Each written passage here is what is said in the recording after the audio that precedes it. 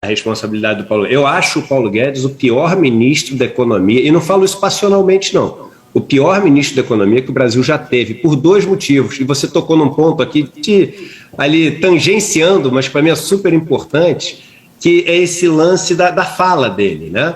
Porque o Paulo Guedes, além de ter feito um mandato, e já vou falar sobre isso, muito ruim, ele não foi capaz de entender o sofrimento pelo qual o país estava passando. Ele entrava no meio do caos, a gente com quase 5 mil pessoas morrendo por dia no Brasil, e ele entrava falando, não, tá tudo bem, tá tudo controlado, isso pô, dá 5 bilhões que a gente resolve a pandemia, pô, e o filho da empregada doméstica, e o filho do porteiro, e vão pegar resto de comida do restaurante para fazer programa social, e fazendo piadinha todo dia, e só se reunindo com a XP, com o Itaú, com não sei o quê, com os bancos. Eu falava, caramba, onde é que está a humanidade desse cara? Não é possível você viver numa situação, e a gente viu vários, você estava falando de direita, esquerda no começo do programa, e de concordar ou não concordar com o Guedes, a gente viu várias lideranças de direita no resto do mundo se humanizando completamente durante a pandemia e falando o seguinte, olha só, agora o momento é da gente ouvir também, porque as pessoas querem ser ouvidas quando elas estão passando pelo maior sofrimento da vida delas, quando elas estão perdendo os entes queridos, e ele não foi capaz de dar essa voz, de dar essa escuta, nenhum dos dois, nem a voz nem a escuta para essas pessoas. Então, eu acho que isso é o detalhe de crueldade, né, que torna ele o pior de todos. Agora, as medidas que ele tomou desde o começo não foram capazes de reaquecer as nossas de fazer sobreviver as nossas micro e pequenas empresas, né? Vamos lembrar que o Pronamp, aquele programa de ajuda, além de demorar para sair, quando você vai conversar com os micro e pequenos empresários, eles chegavam nos bancos, os bancos diziam que não tinham. E os bancos diziam o seguinte, olha só, eu só te dou crédito se você comprar o seguro garantia junto, que é proibido, era proibido pela lei. O banco chegava e falava, não, eu te empresto, mas nessa outra taxa aqui tinha teto.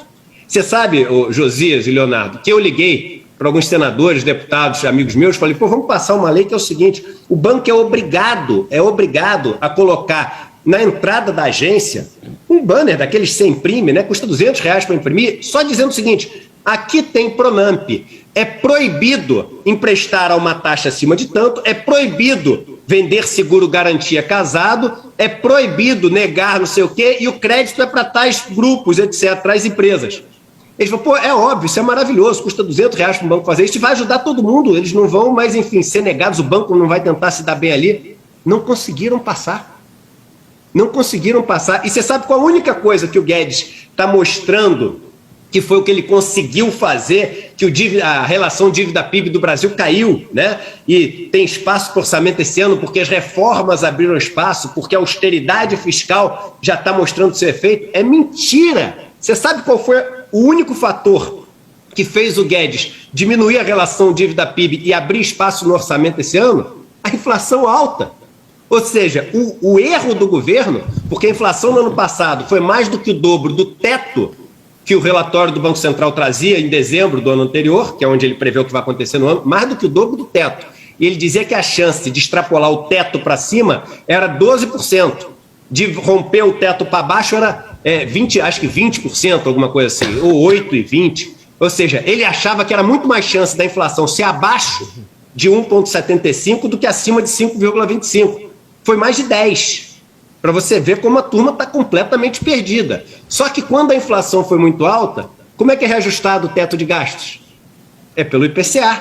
Então, o que aconteceu? Abriu espaço, que é o espaço que ele está usando para orçamento secreto esse ano e para auxílio emergencial, as duas principais moedas, para ele poder se eleger. E segundo, por que cai a relação dívida-PIB? Porque a receita que você tem de impostos é diretamente relacionada à inflação. Porque a receita, né, ela é, um percentual do valor pelo que as coisas são vendidas. E o valor pelo que as coisas são vendidas, o quanto ele cresce, é o que a gente chama de inflação. Então é direta a relação. A receita cresce diretamente com a inflação. Agora, só a dívida não. Porque tem um pedacinho da dívida, uns 30%, um terço mais ou menos, que é reajustada pelo IPCA. O resto não é, ou é pós-fixada. E aí a gente praticou taxa de juros reais negativas, como o resto do mundo inteiro, então você vai comendo dívida com isso, ou é pré-fixada naqueles níveis onde você estava lá atrás, de 2% de dívida. Uai, seu app de vídeos curtos.